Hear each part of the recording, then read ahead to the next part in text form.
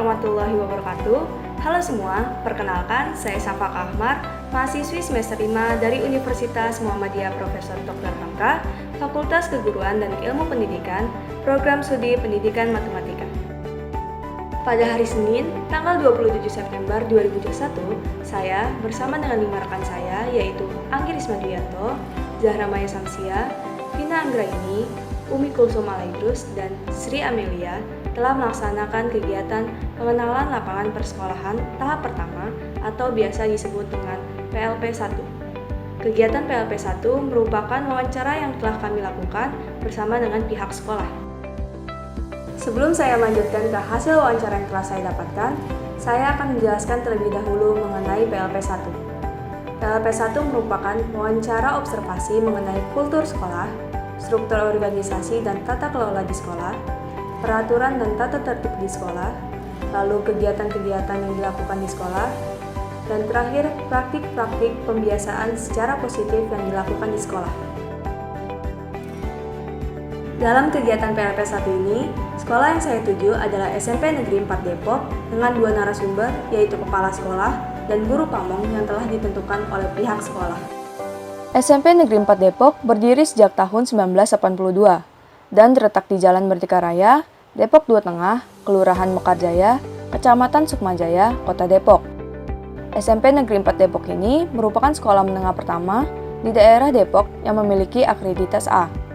SMP Negeri 4 Depok ini juga memiliki berbagai prestasi yang telah diraih.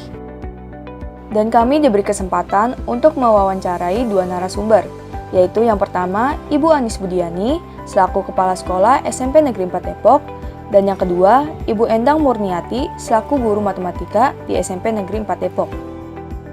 Di kesempatan kali ini, saya akan menyampaikan laporan dari hasil wawancara PLP 1 dengan beberapa poin terpenting.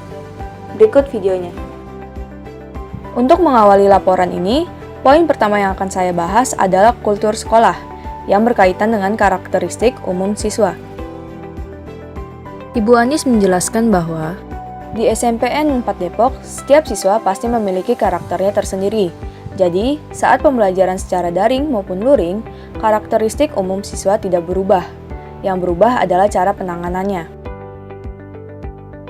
Jadi kalau karakteristik siswa tidak mungkin berubah, artinya anak-anak itu kan karakteristik itu lebih ke pribadinya anak-anak. Jadi kalau kita guru yang mempunyai 4 kompetensi, karakteristik siswa itu ada di kompetensi pedagogi. Jadi guru harus mengenal karakteristik siswanya. Siswa ini di mana? Latar belakangnya, kemampuannya, bakat dan minatnya. Jadi maupun daring maupun luring, karakteristik siswa SMP itu anak-anaknya tidak berubah. Yang berubah adalah cara penanganannya, bagaimana mengembangkan hal-hal yang dimiliki peserta didik tersebut. Maka, guru-guru di SMP 4 Depok diharuskan untuk mengenal karakteristik siswanya agar mengerti bagaimana mengembangkan siswa di bidang yang dikuasai siswa tersebut. Poin kedua, struktur organisasi dan tata kelola di sekolah. Saat Bu Anis menjabat sebagai kepala sekolah, Bu Anis memiliki rekan kerja yang berada di bawah kepemimpinannya, di mana terdapat kepala tata usaha dan wakil kepala sekolah yang dibagi menjadi 4 bidang, yaitu kurikulum, kesiswaan, sarana dan prasarana, dan yang terakhir humas. Kemudian di bawahnya lagi terdapat guru-guru dan staf-staf lainnya. Ketika Bu Anis baru menjabat menjadi kepala sekolah di SMP 4 Depok, terdapat pergantian jabatan pada struktur organisasi. Kemudian, saat pembelajaran diubah menjadi daring, struktur organisasi yang pertama kali diperkuat oleh Bu Anis ini adalah bagian IT. Dikarenakan, pembelajaran sangat tergantung oleh bagaimana IT bisa memfasilitasi guru-guru untuk pembelajaran tetap berlangsung. Kemudian, untuk tata kelola di sekolah juga mengalami perubahan terhadap kepala sekolah sebelumnya, karena Ibu Anis ini memiliki langkahnya tersendiri untuk memanage sekolah. Selain Ibu mengenal dulu personel-personelnya, ya kan? Ibu juga melakukan rapat-rapat secara bertahap di semua lini. Bukan hanya di wakil saja, tapi dengan tim IT, dengan para prokor, dengan tata usaha sekolah. Langkah awal yang Ibu Anis lakukan saat dipindah tugaskan ke SMP 4 Depok ini adalah mengenal terlebih dahulu anggota-anggota yang akan bekerja sama dengan Ibu Anis. Lalu, melakukan rapat secara bertahap di semua lini, bukan hanya di wakil saja. Lalu, poin yang ketiga adalah peraturan dan tata tertib sekolah. Untuk tata tertib di SMP 4 Depok, biasanya bagian kesiswaanlah yang memimpin, agar warga sekolah tetap berkomitmen terhadap tata tertib yang ada. Pada tata tertib di SMP 4 Depok, terdapat perbedaan antara daring dan luring. Salah satunya adalah penggunaan smartphone. Untuk pembelajaran luring, siswa dilarang membawa smartphone, apalagi memainkan smartphone saat pembelajaran berlangsung, dikarenakan dapat mengganggu proses pembelajaran. Namun, saat daring, siswa harus memiliki smartphone ataupun laptop agar bisa mengikuti pembelajaran di sekolah. Lalu, poin yang keempat adalah kegiatan seremonial formal di sekolah. Kegiatan seremonial formal di SMP 4 Depok tidak hanya ada saat luring, tetapi saat daring pun tetap ada. Namun, cara pelaksanaan dan cara penyampaiannya berbeda. Ketika luring, upacara langsung dilaksanakan di lapangan. Namun, ketika daring, guru hanya memberikan lagu Indonesia Raya lewat Zoom atau Google Meet. Memang cara penyampaiannya dan cara pelaksanaannya berbeda. Misal, kalau anak-anak upacara, zaman dulu upacara ya udah aja pergi ke lapangan, gerek bendera. Kalau tidak, sekarang enggak. Sekarang lagu Indonesia diberikan. Poin kelima, kegiatan rutin kurikuler, kokurikuler, dan ekstrakurikuler.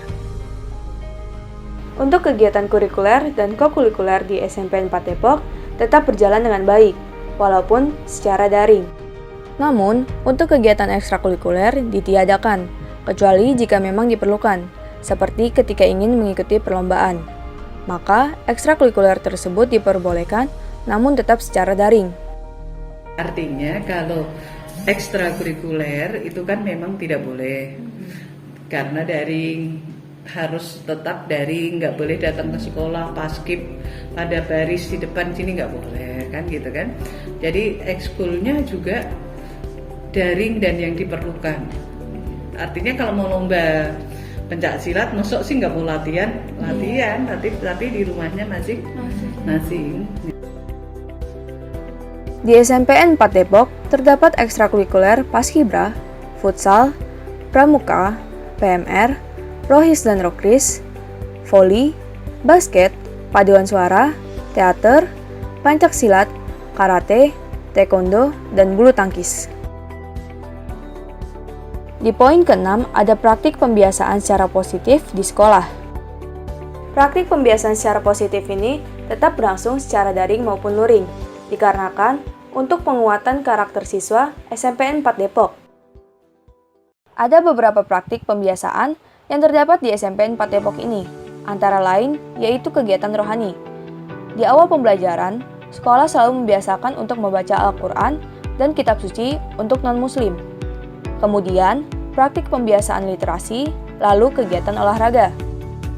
Guru-guru di awal pembelajaran itu kan di situ ada tulisannya untuk peningkatan karakter, membaca baik itu literasi maupun itu untuk religius, karena hubungannya yang dibaca adalah Al-Quran atau kitab suci mereka yang non-muslim.